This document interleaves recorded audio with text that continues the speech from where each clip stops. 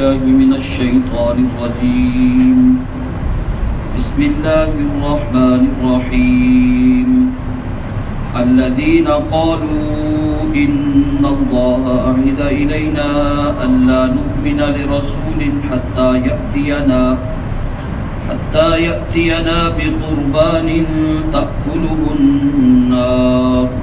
قل قد جاءكم رسل من قبلي بالبينات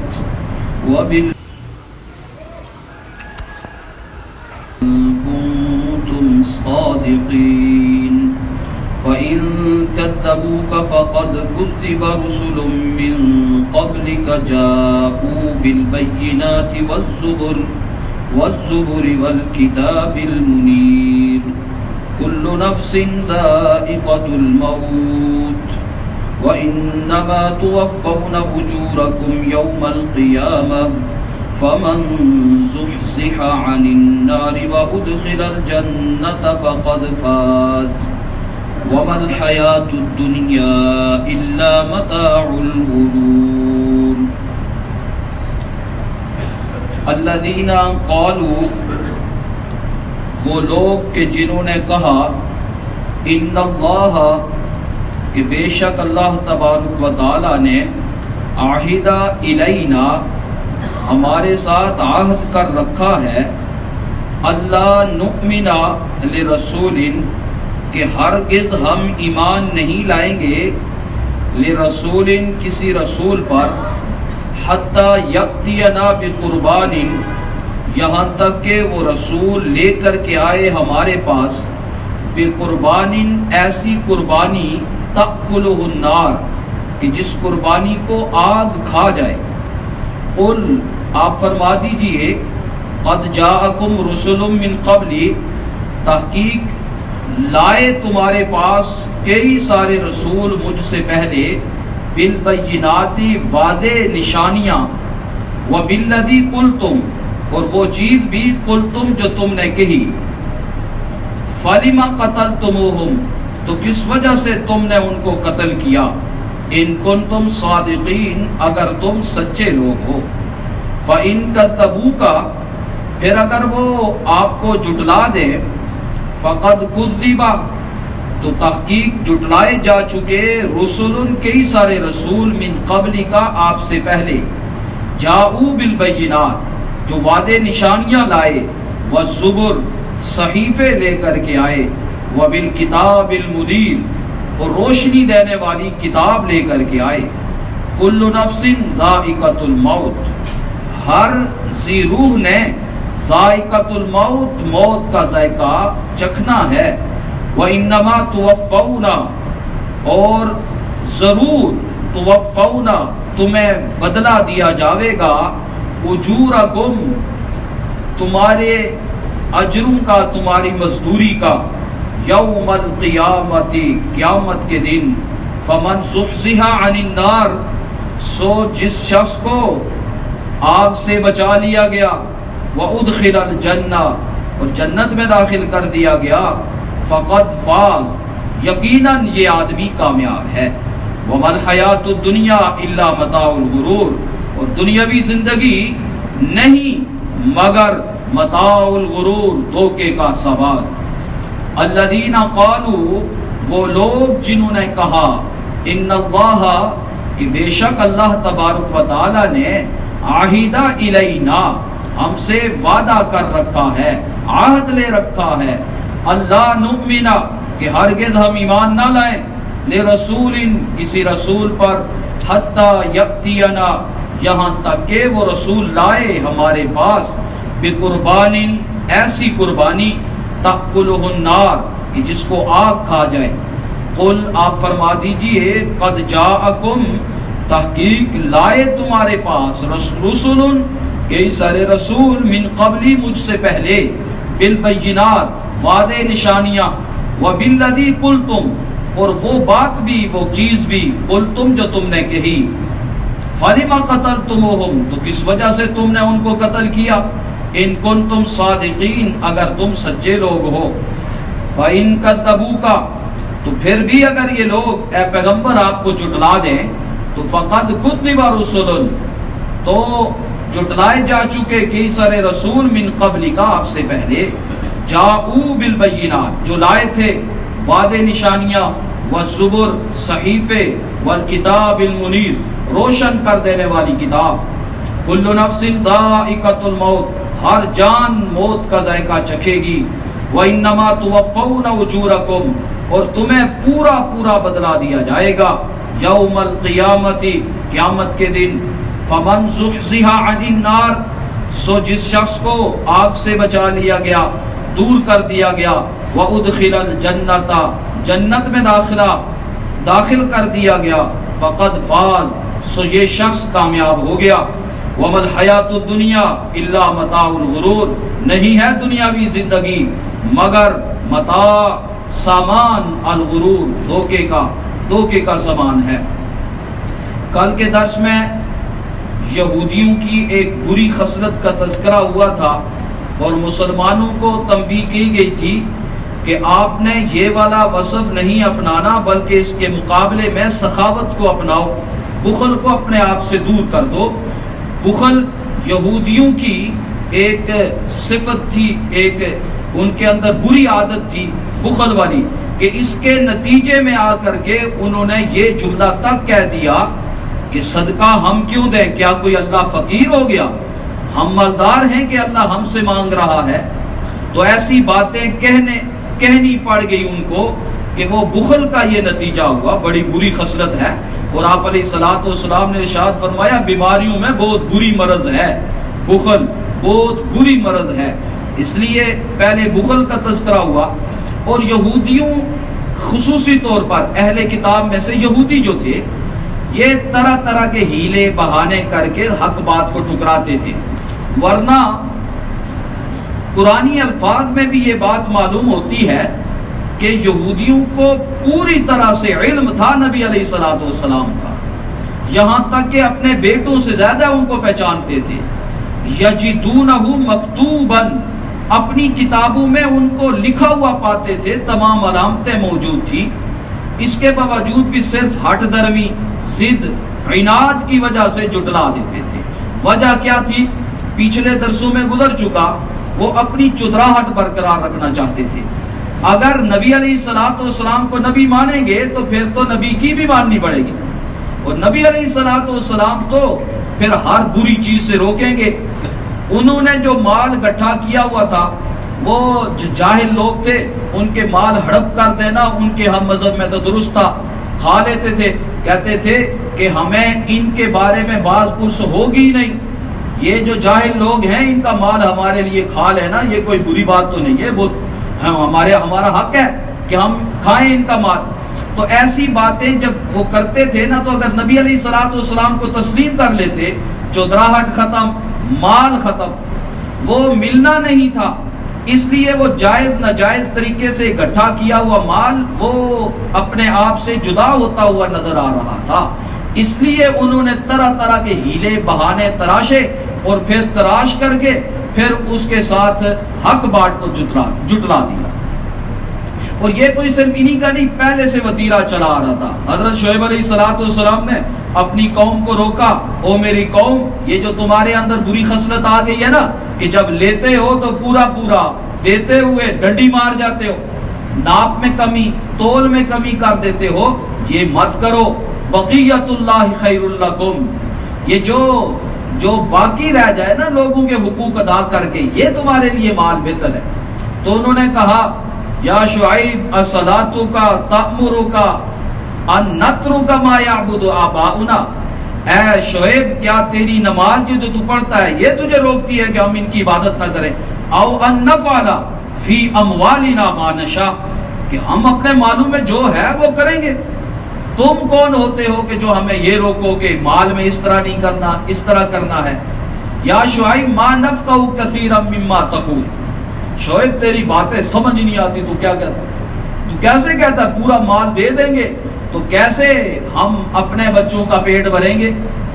ہم اگر یہ ملاوٹ نہیں کریں گے، تھوڑا نہیں تولیں گے، اور فروٹ فروخت کرتے وقت داغ والے حصے پر ہاتھ رکھ کے نہیں دیں گے، تو ہم کیا کریں گے پھر؟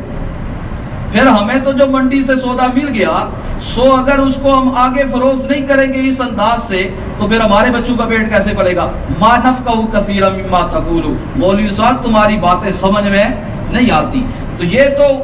مال جو ہے نا یہ ایک ایسی ایک چیز ہے کہ جو آدمی کو حق بات کے جٹلانے کے اوپر ابھارتا رہتا ہے۔ بہرحال یہودیوں کی یہ جو بیماری تھی حق بات کو جٹلانا اور ہیلے بہانے سے اس کو جٹلانا، انہی بیماریوں میں سے ایک کا تذکرہ اس آج کے درس میں ہوا۔ فرمایا کہ انہوں نے حق بات کو جٹلانے کے لیے ایک ہیلا اور بہانہ تراشا اور نبی علیہ الصلوۃ والسلام سے کہا در حقیقت ہم آپ کے اوپر ایمان اس وجہ سے نہیں لا رہے نا کہ ہمارے ساتھ اللہ نے وعدہ کیا ہوا ہے، اور اللہ نے کیا وعدہ کر رکھا ہے کہ تم نے کسی رسول کی بات نہیں ماننی یہاں تک کہ وہ قربانی لے کر کے آئے اور وہ میدان میں رکھے، آسمان سے آگ آئے اور اس کو کھا جائے، تب جا کر کے مانیں گے کہ تو رسول ہے۔ گویا فرمائشی معجزہ مانگا اور یہ کہا کہ ہم سے اللہ نے وعدہ کر رکھا ہے کہ اگر اس طرح کی صورتحال پیش آ جائے نا تو پھر ہم آپ کی بات مان لیں گے۔ حالانکہ ایسی بات نہیں ہے، پیچھے کئی سارے دروس میں گزرا،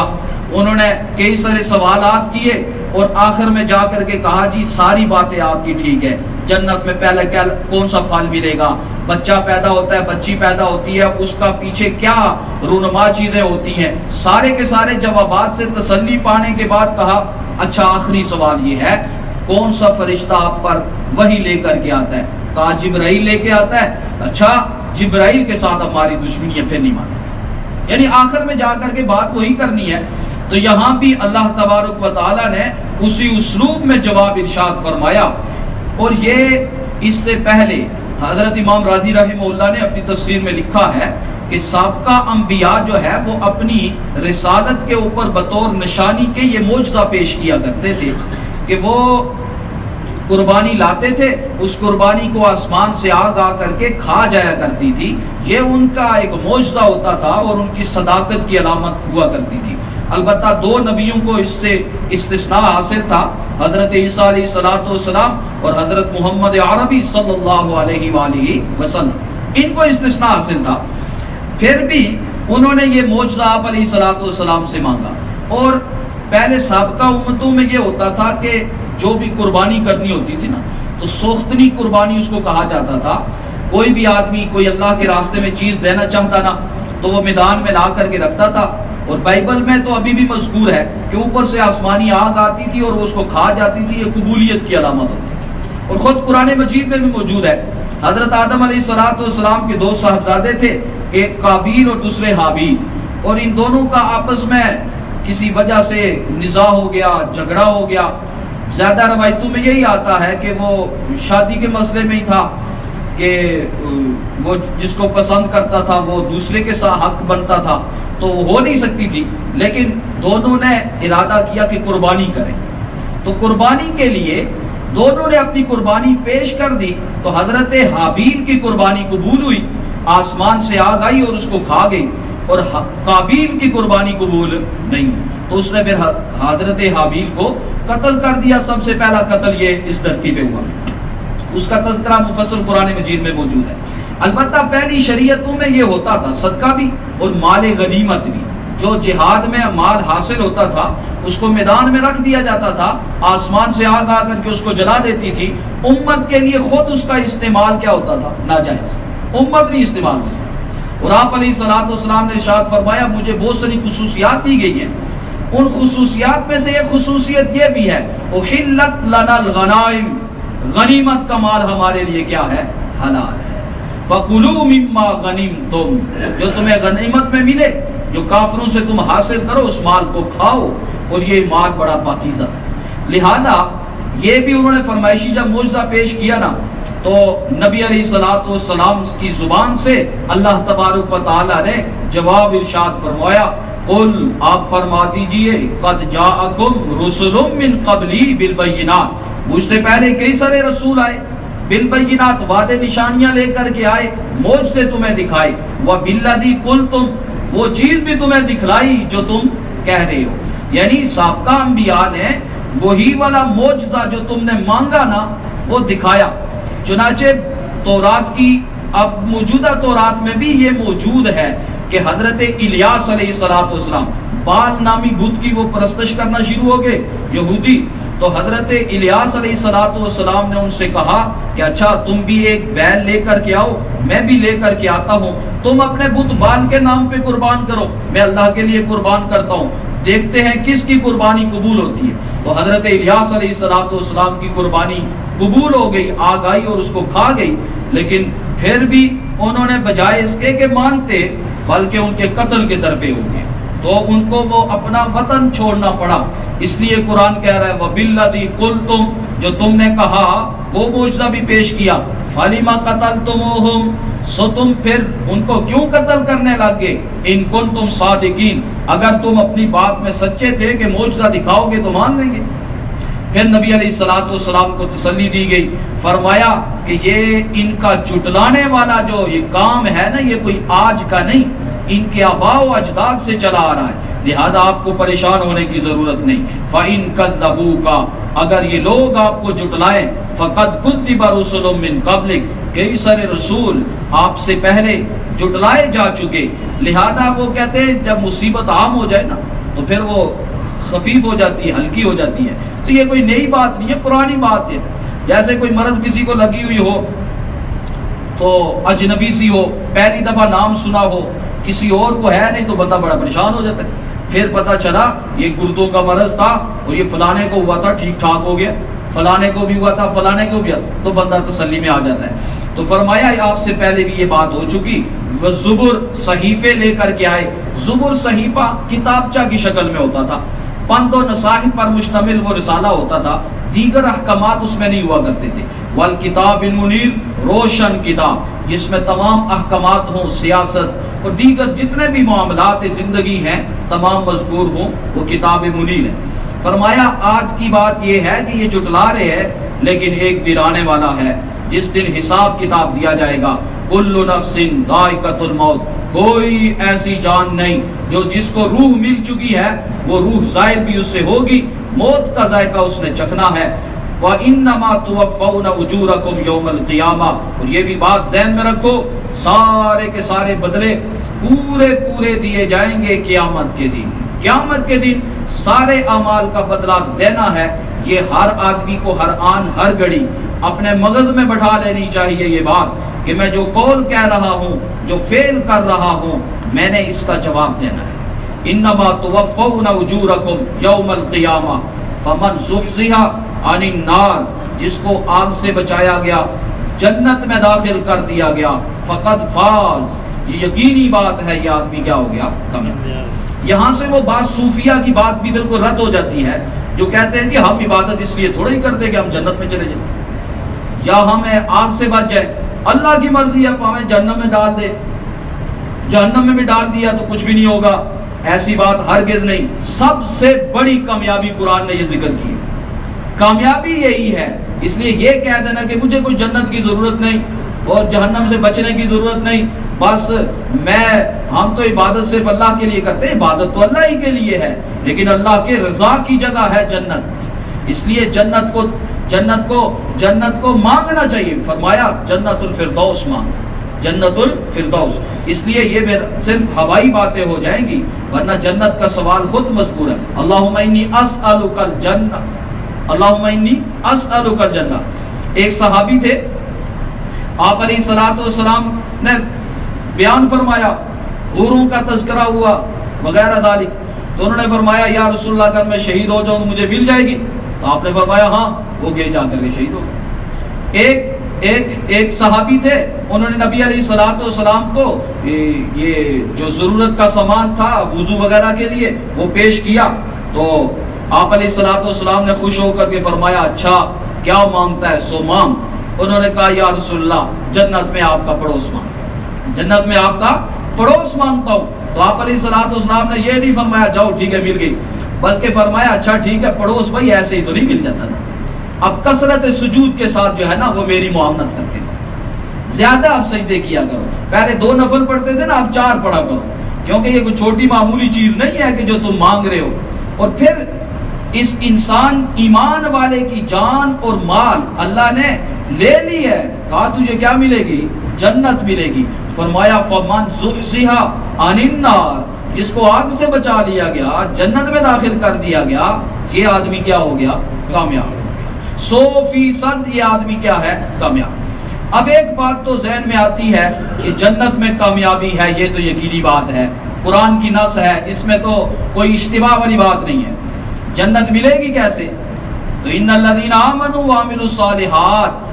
کانت لہم جنات الفردوس نزلا، جو لوگ ایمان اور عمل صالح کو اپنائیں گے، کانت لہم جنات الفردوس نزلا، جنت فردوس بطور مہمانی کو ان کو ملے گی۔ یعنی ایمان اور عمل صالح کی شرط، ایمان تو شرط ہے ہر عمل کے لیے، ایمان کے بغیر تو کوئی عمل قبول نہیں، تو فرمایا اس کو جنت الفردوس ملے گی جو ایمان اور عمل صالح کرے۔ اب ایمان اور عمل صالح کون سا والا قبول ہے؟ تو وہی والا قبول ہے جو زندگی میں کریں یا مرنے کے بعد؟ زندگی میں، یعنی کہ مرنے سے پہلے پہلے یہ کام کرنے، ورنہ جو ہی نکارا بچ گیا اور سامنے فرشتے آ گئے، وہ نزع کے عالم میں پھر کوئی چیز قبول نہیں ہوتی۔ تو پتہ چلا مرنے سے پہلے پہلے کرنا ہے۔ اب موت تو کسی کو معلوم نہیں کہ آنی ہے کب،